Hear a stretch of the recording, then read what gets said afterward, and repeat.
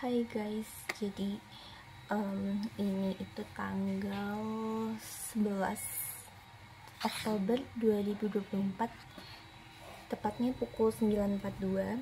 Jadi hari ini aku sebenarnya ada kelas dari jam 8 pagi tadi dan baru selesai jam 9 lebih 15-an tadi.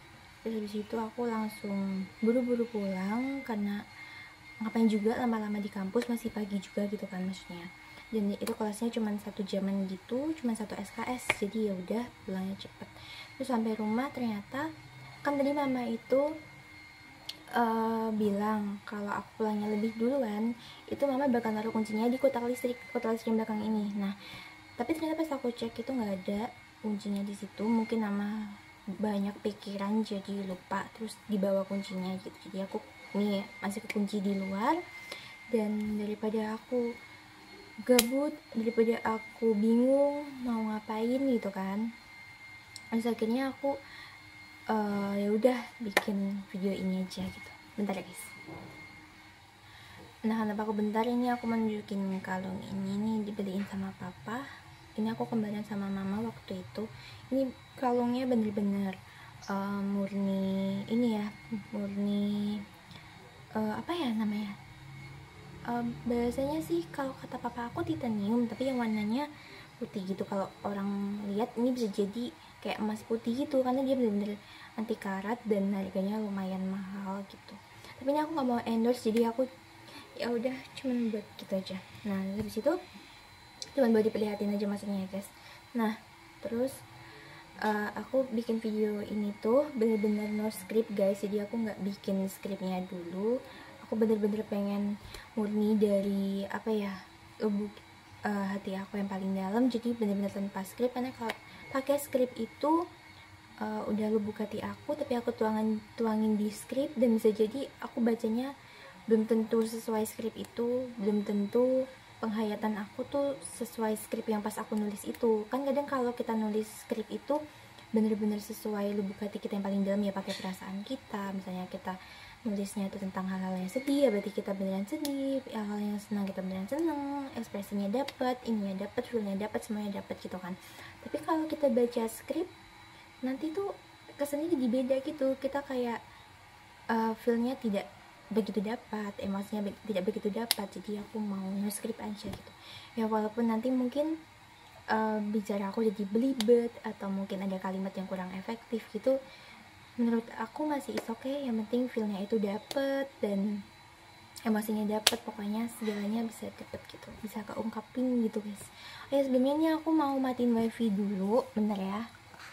Ini kalau nggak dimatiin wifi-nya, nggak di mode pesawat, itu nanti mengganggu videonya karena baterai aku kebetulan habis. Untungnya aku bawa charger guys, jadi walaupun kekunci masih bisa ada stop kontak itu di luar.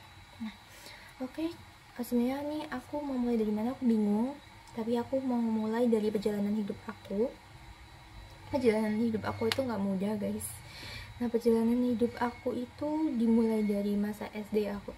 Kita mulai dari TK dulu deh. Kalau TK itu aku masih okay, masih tidak peduli sama dunia ini. Dalam artian gini, anak TK itu dia itu cuma taunya bermain, taunya belajar ya paling cuma membaca A, B, C, D, E, F, G gitu. Mungkin kalau hitung-hitungannya cuma 1 tambah 1, atau diperlihatkan ini angka 1, ini diperlihatkan ini angka 2 kayak gimana, diperlihatkan angka 3 kayak gimana. Ini aku betul kan di luar, jadi kalau ada suara motor atau gimana tolong dimaklumin.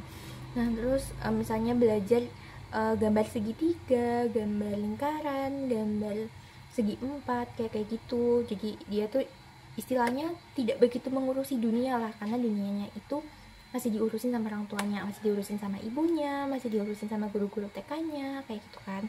Mau pipis masih dianterin kamar mandi, kadang masih dibantuin buat, kalau bahasanya aku cawi gitu. Nah masih nggak peduli lah sama dunia ini gitu ya, anak TK atau aku zaman anak TK kayak gitu. Jadi aku tidak peduli dunia. Terus kemudian aku beranjak ke SD itu aku masuknya 6 tahun guys, jadi 6 tahun lebih sedikit itu aku udah masuk, jadi belum sampai 7 tahun kan. Dan zaman dulu itu kalau udah bisa baca, udah lulus TK, itu udah boleh masuk pas udah 6 tahun lebih sedikit. Tapi kalau zaman sekarang kan harus 7 tahun ya, kayak gitu. Jadi dulu zaman aku SD masuknya 6 tahun lebih sedikit, mungkin ya hampir 7 tahun tapi belum sampai 7 tahun. Yang penting aku udah bisa baca, aku udah bisa nulis. Dulu tuh aku inget banget aku diantarin sama kakek aku yang sekarang udah almarhum, sama nenek aku juga berdua. Jadi kita tuh bertiga ke pendaftaran itu. Terus pulangnya aku ditanyain sama mereka kan, ditanyain tadi disuruh ngapain biar aku tuh lulus masuk SD gitu. Terus aku bilang ada tulisan, aku baca itu menggosok gigi, terus apa-apa gitu, terus suruh nulis juga kalau nggak salah, nulis buku atau nulis apa gitu lah pokoknya.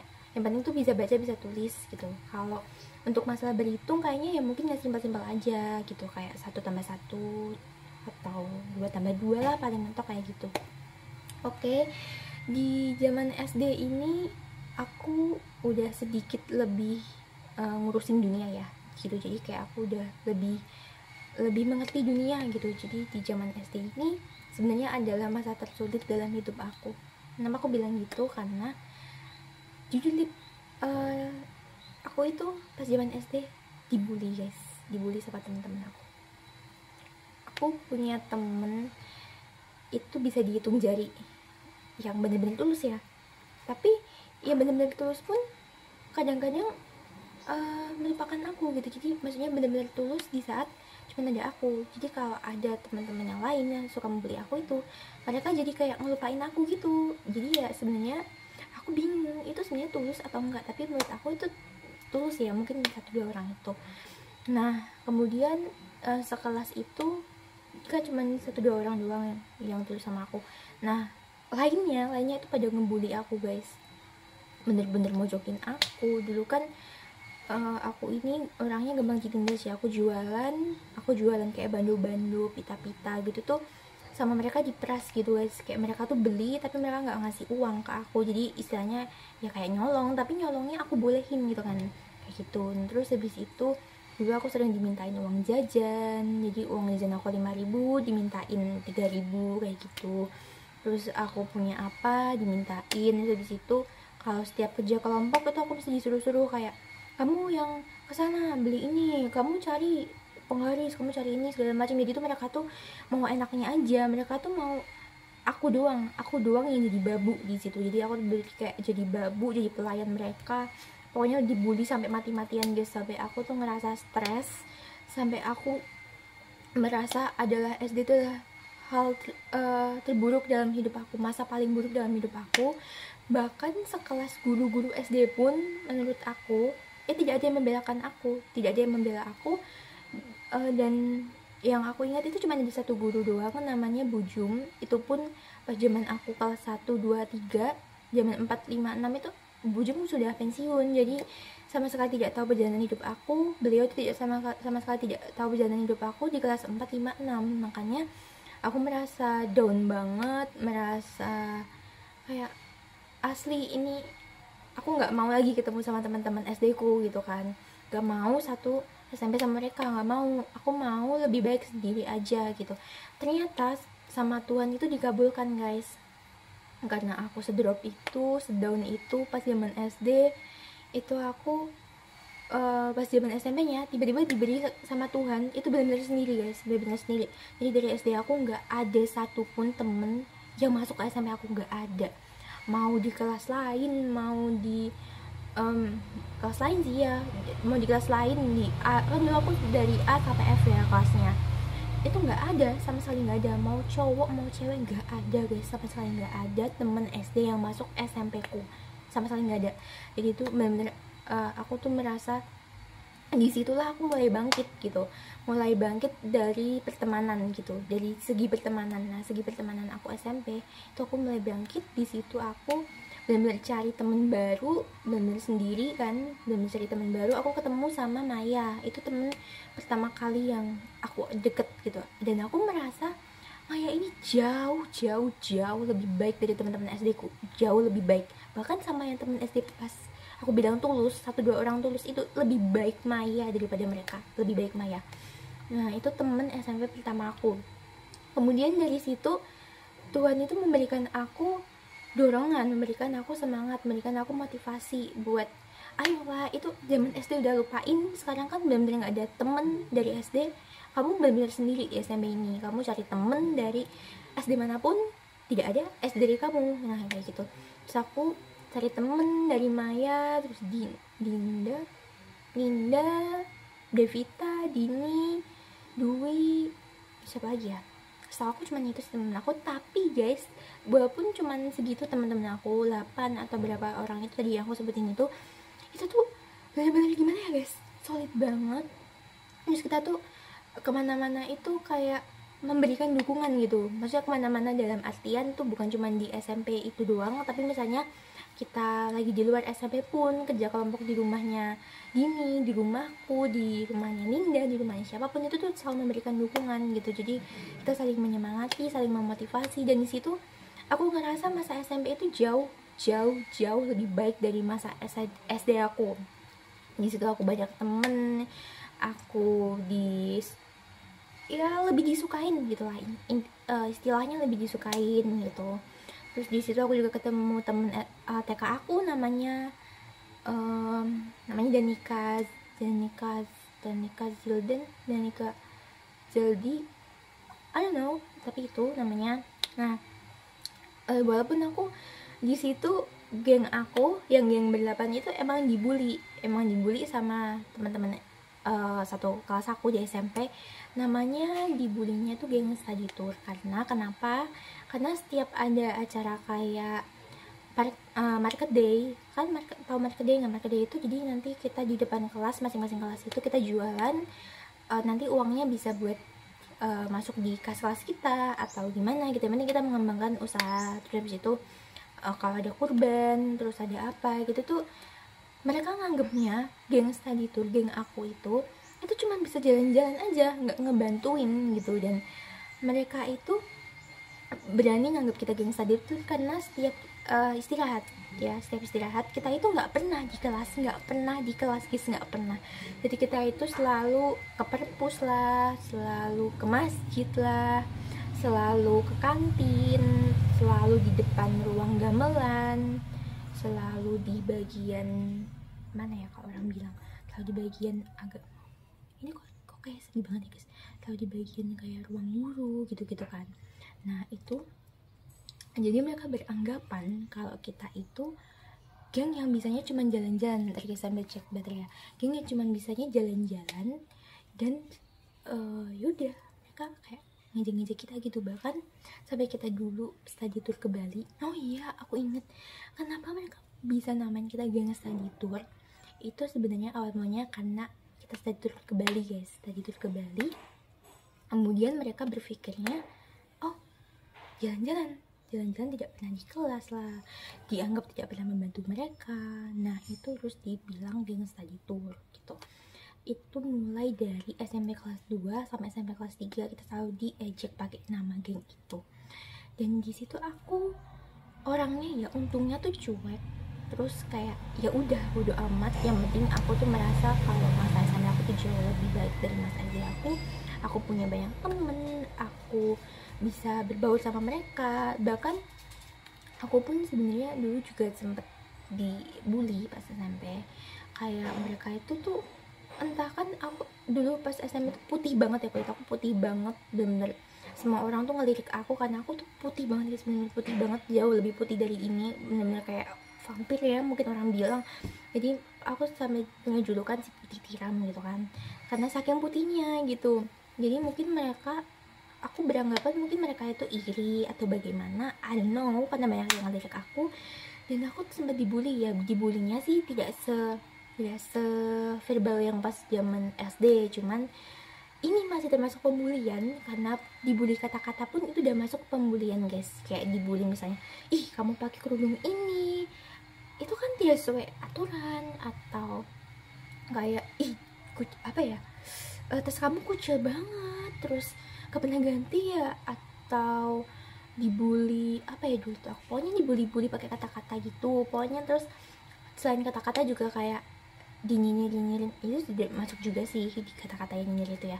Kadang kayak pakai gini, kayak ngeliatinnya tuh gitu kan, kayak ya udah pokoknya udah dibully gitu guys. Nah tapi aku bener-bener cuek. Pas zaman SMP itu aku tidak peduli lagi karena aku sudah berhasil menemukan teman-teman yang jauh lebih baik dari zaman SD aku. Kayak gitu, itu masa SMP aku.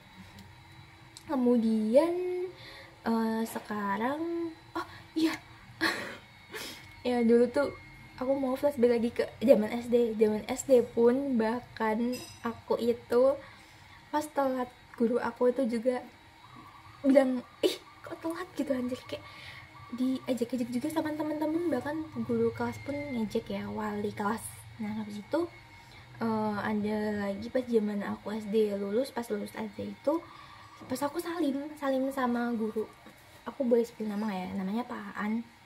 Terus sampai aku dibilang gini, ini besok pas SMP bisa lebih baik gak ya dari ini gitu, jangan-jangan sama aja gitu ya, kayak gitu ya udah. Pokoknya pas zaman SD buruk banget, bener seburuk gitu. Terus kita dari zaman SMP kita menuju ke yang lebih tinggi yaitu SMA. Nah di masa SMA aku itu aku punya 3 orang sahabat, namanya Salma, Syabila, sama Syifa. Yang lainnya seperti Jasmine, Dwi, Rulita, Reina Dwi, Sachiko, itu juga teman-teman aku. Bener-bener aku deket sama mereka juga, cuman ya bisa menjadi bestie, bisa menjadi sahabat sampai sekarang. Alhamdulillah sudah berjalan berarti sekitar 3 tahunan, yang mana kalau kata orang, kalau sahabatan itu lebih dari 3 tahun ya, atau 3 tahun itu sudah insya Allah awet gitu guys. Nah udah aku sahabatan sama mereka bertiga itu udah berjalan 3 tahun, itu alhamdulillah. Jadi aku bilang masa SMA adalah masa paling baik di hidup aku, bagi aku. Jadi masa SMA itu adalah masa paling baik, masa paling menyenangkan, walaupun kan aku itu masa transisi gitu guys, karena aku dari SMP kelas 3 sampai SMA kelas 2 itu adalah masa COVID. Jadi aku itu adalah lulusan COVID ya, kalau kata orang zaman dulu. Maksudnya pas zaman COVID itu aku adalah lulusan COVID. Jadi aku nggak pakai UN, nggak pakai kelulusan guys. Jadi nggak ada kelulusan zaman SMP, nggak ada kelulusan. Tiba-tiba dibagiin ijazahnya, tiba-tiba dibagiin rapotnya. Tuh langsung nyari SMA gitu, dan itu pakai nilai rapot. Tapi aku bersyukurnya karena nggak ada UN, aku jadi tidak masuk di sekolah yang tinggi. Maksudnya kan misalnya aku zaman SMP udah mati-matian buat sekolah di SMA 1 Gudean atau SMA 1 Yogyakarta lah gitu kan. Tapi karena itu zaman COVID, jadi kita tidak pakai UN, kita pakainya rapot, pakai nilai rapot. Nah itu jadi malah aku merasa aku bersyukur gitu guys, karena dari situ aku jadinya di SMA 1 Gamping, yang mungkin orang bilang tuh cuman SMA ceng-cengpo, tapi aku malah dapet 3 sahabat, 3 bestie gitu. Dan teman-teman sekelas aku tidak ada yang bully, sama sekali nggak ada yang bully guys. Bener-bener menurut aku ya, mereka itu bukan support, bukan nge-support, bukan ngasih dukungan, tapi tidak ada pembulian guys, tidak ada, sama sekali tidak ada. Kita saling ambis satu sama lain, saling berpikir kita itu dari SMA itu maunya kemana, apakah mau langsung kerja, apakah kuliah. Jadi mereka tuh berpikirnya jauh lebih dewasa daripada anak SD dan anak SMP tadi guys. Jadi benar tidak ada pembulian. Teman-teman aku baik semua, aku dapet 3 bestie yang benar-benar sampai sekarang masih akrab banget. Jadi ya dan guru-gurunya pun jauh lebih baik gitu dari zaman SD, SMP, SMA tuh jauh lebih baik. SMA mereka tuh memberikan kita support, memberikan kita dukungan, memberikan arahan-arahan gitu, kayak besok kamu itu dari SMA maunya kemana, mau kuliah di mana sih mbak, mau di jurusan apa, misal kamu punya cita-cita di UGM nih bu, saya punya cita-cita di UGM mau jadi seorang ahli gizi, itu mereka bantu, mereka support gitu. Nah terus habis itu menurut aku masa SMA ini adalah masa yang benar-benar paling baik, paling, aku nggak mau bilang masa itu punya masa paling sempurna, aku nggak mau bilang ada masa sempurna dalam hidup aku, karena aku yakin sesempurna apapun itu pasti yang sempurna adalah milik Tuhan gitu. Jadi masa apapun sebenarnya tidak ada yang sempurna, tapi itu masa yang paling baik adalah masa SMA itu. Nah terus dari SMA itu tadinya aku punya cita-cita buat maaf ya guys, ini ada pekerjaan kan. Nah dari masa SMA itu terus kemudian aku punya cita-cita lanjutin kuliah di UGM dengan jurusan gizi. Nah, S1 gizi berarti ya. Tapi karena nilai UTBK aku dari tryout UTBK, kemudian pas UTBK sekarang kan namanya SNBT guys, itu dari zaman SNBP. Oh iya, SNBP itu sebenarnya aku hampir masuk jadi siswa eligible, hampir ya guys, hampir, cuman posisinya itu kayak apa ya, riskan banget, jadi akhirnya aku nggak masuk jadi siswa eligible. Nah kayak gitu nggak masuk, yaudah aku udah bodo amat, tinggal jadi siswa eligible juga nggak apa-apa. Kemudian aku coba SNBT-nya aku coba di UGM jurusan gizi sama jurusan, kalau nggak salah ya aku pilihnya sastra Indo, karena aku dulu tuh berpikir kalau aku tuh jago di Indonesia gitu, aku bisa nulis cerita, aku bisa benerin mana sih subjek-subjek yang bener, objeknya, predikatnya, apanya gitu, pokoknya aku teliti gitu kan. Terus aku merasa kayaknya aku bisa di sastra Indo, atau bahkan dulu aku sempat berpikir apa aku sastra Inggris aja gitu kan. Jadi terus habis itu aku berpikir kalau sastra Inggris kayaknya aku belum terlalu jago bahasa Inggrisnya. Sastra Indo sebenarnya aku bisa aja sastra Indo, cuman pas lihat nilai SNBT aku itu cuma sekitar 500-an, gak nyampe 600. Ya udah, aku bisa apa, bahkan di sekelas sastra Indo aja aku nggak masuk, apalagi yang gizi itu tinggi banget guys, zaman dulu itu 700 sampai 800 gitu baru bisa masuk gitu, jadi yang 600 itu tidak bisa, apalagi aku cuma 500 berapa waktu itu. Tapi guys, dibalik itu semua nilai SNBT aku tuh jauh lebih baik loh, jauh lebih baik dari TO sebelumnya. Karena kalian bayangin aja pas aku zaman TO itu ya guys, itu skor SNBT aku itu cuman 300, cuman 400, udah cuman segitu, kayaknya sampai 500. Padahal yang sekelas filsafat ya, orang-orang nggak begitu suka, sekelas sastra Arab aja itu 500 tuh harus wajib. Itu aku cuma 400, 300, itu mau jadi apa gitu kan. Tapi di zaman aku nyoba SNBT 500 nyampe, itu hampir 600 gitu, 500 sekian lah gitu, hampir 600. Itu aku udah bangga gitu sama hasil perjuangan aku. Oh ternyata aku bisa. Sebenarnya kalau zaman dulu aku lebih mengusahakan, aku bisa dong lebih dari 500 gitu, tapi cuman aku udah aku bangga ternyata aku bisa gitu guys. Cuman ternyata rezeki aku bukan UGM gitu aja, aku mikirnya gitu. Nah terus habis itu sebenarnya banget ya, jauh sebelum mendekati SNBT, sebulan sebelum SNBT, 2 bulan sebelum SNBT, itu sebenarnya aku udah jauh lebih dulu tertarik sama Poltekkes Kemenkes Yogyakarta. Nah itu kenapa aku bisa tertarik sama Polkesyo, itu karena mama aku, beliau itu dulu lulusan dari Polkesyo. Kalau zaman dulu namanya Akademi Gizi, Akademi Tinggi, Sekolah Akademi Tinggi Kesehatan ya, di situ ada gizi, ada keperawatan, ada segala macem. Nah itu mama aku lulusan dari Akademi Gizi itu gitu guys. Nah itu terus habis itu aku tertarik juga kan, karena beliau juga kerjanya jadi ahli gizi. Aku sering diedukasi tentang cara makan yang baik, pola makan yang benar, terus harus memperbanyak sayuran, memperbanyak buah, proteinnya harus dijaga, lemaknya harus dijaga, segala macem. Itu benar-benar dikontrolkan kesehatan aku. Terus aku berpikir kayak, oh my god, ahli gizi ternyata sebermanfaat itu ya, benar-benar manfaatnya tuh banyak gitu loh. Bahkan untuk keluarganya sendiri pun manfaatnya luar biasa gitu, bisa mengontrol kesehatan kita gitu kan. Kita jauh lebih sehat. Kalau jauh lebih sehat kan pastinya produktivitas kita kan juga semakin meningkat gitu kan.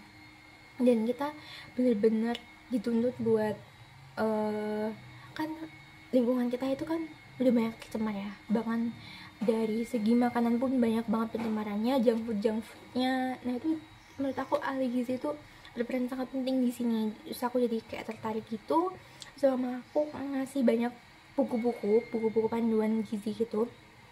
Aku disuruh baca. Kalau kamu tertarik ya dari buku-buku itu, berarti kamu masuknya di jurusan gizi gitu. Jadi terus aku berpikir, oh iya kayaknya aku masuknya jurusan gizi aja gitu. Aku ngikutin jejak mama aku jadi seorang ahli gizi, amin. Terus aku berpikirnya kalau nggak UGM itu Poltekkes gitu. Dan dulu sebenarnya uti aku itu pengennya semua cucu-cucunya itu masuk UGM gitu guys. Jadi aku nggak boleh di Poltekkes, gak boleh. Jadi aku bolehnya di UGM, kalau bisa di UGM gitu kan. Cuman mama aku tuh bilang, oh Felix, aku cuma ngejar berarti ada 7%, mungkin habis ini aku sama Ces ya. Nah itu mama aku bilang, kayaknya ya kalau menurut feeling mama kamu di Poltekkes aja, karena di Poltekkes itu tidak seliar di UGM. Aku bilang UGM liar itu, maaf ya dalam tanda kutip. UGM liar itu pertemanannya guys. Jadi mereka itu kan ambil dari anak-anak Jakarta, ambil dari anak-anak yang Surabaya, mana gitu kan. Itu kan kadang-kadang kalau ngomong tuh suka lebih apa ya, lebih jahat gitu daripada anak-anak di sekitar aku. Maksudnya UGM itu kan daerah sana ya, daerah Jogjanya tuh Jogja sana banget gitu, maksudnya udah daerah kota lebih gitu kan. Kalau ini kan Poltekkes itu kan alhamdulillah masih masuk lingkup Sleman, jadi itu pertemanannya itu jauh lebih sehat lah gitu, intinya kayak gitu. Makanya aku bilang lebih liar UGM gitu, lebih liar. Dan habis itu akhirnya karena SNBT aku tidak memenuhi, ya udah aku daftar Poltekkes gitu sesuai yang mama bilang. Kayak mama lebih cenderung kamu di Poltekkes deh gitu kan. Walaupun dulu aku tuh sebenarnya ngebet banget sama UGM, gara-gara ukti aku bilang kalau bisa cucu-cucunya harus UGM gitu. Terus aku kayak berpikir, ya Allah telah memudahkan aku buat ke UGM gitu. Tapi ternyata memang rezeki aku di Poltekkes gitu. Dan ya udah alhamdulillah sekarang sampai semester 3 guys gitu. Nah terus ini berarti masa sekolah aku udah aku ceritain ya. Berarti masa kuliah aku. Nah masa kuliah aku di sini aku sebenarnya buat pertemanan itu jauh lebih buruk dari SMA. Ya jauh lebih buruk dari SMA, cuman jauh lebih baik lah dari SD. Apalagi SD ya, jauh lebih baik dari SMP gitu. Ya aku punya beberapa temen yang deket sama aku di zaman kuliah ini, cuman belum ada satupun yang jadi bestie aku, belum ada. Bahkan buat sedekat kayak Rolita, Dwi, Jasmine tuh kayaknya belum ada gitu guys. Cuman ya aku deket gitu, adalah hampir sekelas itu aku deket semua gitu. Jadi aku tidak membeda-bedakan siapapun. Karena aku sini juga statusnya ketua kelas, jadi aku tidak membeda-bedakan siapapun dan aku deket sama siapapun. Satu kelas itu hampir semuanya aku deket gitu guys. Nah terus abis itu aku mau bilang apa ya, aku di zaman kuliah ini tidak ada pembulian juga, mungkin cuman kayak ya biasa lah orang nyinyir gitu, kayak gak suka gitu liatnya, kayak gak suka gitu. Cuman masih is okay, masih jauh lebih better dari zaman SD apalagi. Masih zaman SMP jauh lebih better dari itu, tapi ya jauh lebih buruk dari zaman SMA. Dan sebenarnya di masa kuliah ini tuh juga guys, aku mau kasih sesuatu buat kalian yang lagi mau dari SMA ke kuliah gitu ya. Di zaman kuliah ini tuh orangnya tuh udah punya ego masing-masing gitu. Mereka itu tidak terlalu mementingkan teman gitu. Jadi mereka itu lebih fokus kepada masa depan. Jadi dia tuh besok mau jadi ahli gizi, mau jadi dokter, mau jadi apapun itu lebih fokus ke itu. Jadi mereka itu tidak terlalu memikirkan teman. Dan 5% gitu dari aku sambil Ces ya. Aku cari tempat dulu, oke? Lanjut ke part 2.